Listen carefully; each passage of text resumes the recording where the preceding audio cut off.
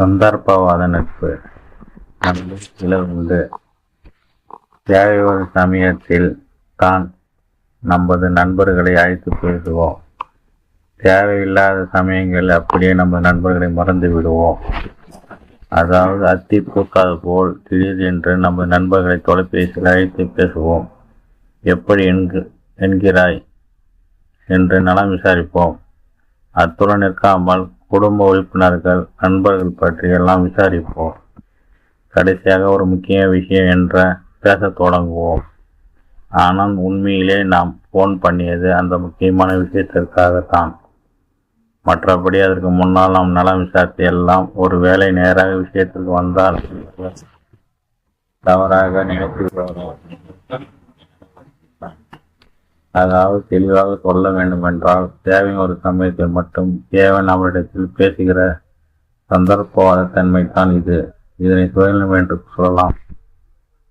இப்படியாக ஏதேனும் காரியம் ஆக வேண்டும் என்றால் மட்டும் தொலைபேசியில் அழைத்து பேசுவது, இல்லை என்றால் கண்டு கொள்ளாமல் இருப்பது என இந்த நிலையில் நீங்கள் தொடர்ந்து சென்று கொண்டே இருந்தால் அதன் பலனாய் நாளுக்கு நாள் உங்களது நண்பர்களின் வட்டாரம் குறைத்து கொண்டே செல்லும்.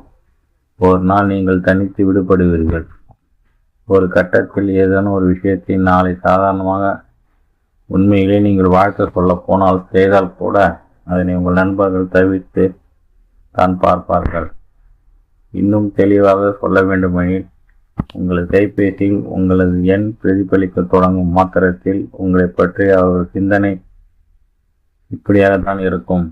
இவனுக்கு இதே வேலைத்தான், இவனுக்கு என்ன ஏதேனும் தேவை அல்லது ஏதேனும் காரியமாக நாம் மட்டும் தான் நம்மளை தொடர்பு கொள்வான்.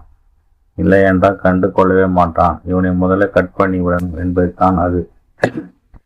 ஒரு விஷயத்தை இங்கு சொல்லியாக வேண்டும். நீங்கள் ரொம்ப நல்லவராக இருந்தாலும் அதிக பிஸியாக மனிதராக இருந்தாலும் உங்களுக்கு ஏதேனும் ஒரு தேவையை நிறைவேற்ற மட்டும் நீங்கள் நாடுவீர்கள், அவர்களுடன் பேசுவீர்கள் என்றால் உங்கள் நண்பர்களை பொறுத்து மட்டில் நீங்கள் இரண்டாம் பட்சம்தான். பணத்தை சம்பாதித்து வைத்துக் கொள்வது எவ்வளவு முக்கியம் என்று நீங்கள் கருதுகின்றீர்களோ அதே அளவு முக்கியத்துவம் நல்ல நண்பர்களை சம்பாதிப்பதும் காட்டுங்கள். இதுவே நீங்கள் நண்பர்களுடன் எப்போதும் தொடர்பு இருப்பது, அவர்கள் பிரச்சனையை உங்கள் பிரச்சனை போல் பாவித்து ஆறுதல் சொல்வது, நீங்கள் போகிற வழியில் உங்கள் நண்பர்களின் அலுவலகம் இருந்தால் சிரமம் பார்க்காமல் அந்த நண்பரை சில நிமிடம் சந்தித்து வருவது என இப்படியான பழக்க வழக்கங்களை நீங்கள் கொண்டு இருந்தீர்கள் என்றால் உங்கள் வாழ்க்கையில் எந்த ஒரு நண்பரை நீங்கள் இழக்க மாட்டீர்கள். உங்களது இக்கட்டான காலையில் சமயத்தில் கூட நண்பர் ஓடி வந்து உதவி செய்வார்கள். நீங்கள் நேரில் கூட சென்று உங்கள் நண்பர்களை பார்க்க வேண்டும், சந்தித்து பேசும் என்பதில்லை. இன்று தொலைத்தொடர்பு முன்னேறிவிட்ட நிலையில் வாட்ஸ்அப்பில் ஒரு வாழ்க்கை சொன்னது கூட போதும். வாட்ஸ்அப் கூட வேண்டாம், ஒரு சாதாரண மெசேஜ் உங்கள் கைபேசியில் இருந்து தட்டிவிட்டால் கூட போதும். உங்கள் நண்பர் உங்களை மறக்காமல் இருப்பார். அதனால் இனியாவது சந்தர்ப்பத்தை வாழ்த்து தவிர்ப்போம். நல்ல நட்பை எல்லோரும் வளர்ப்போம்.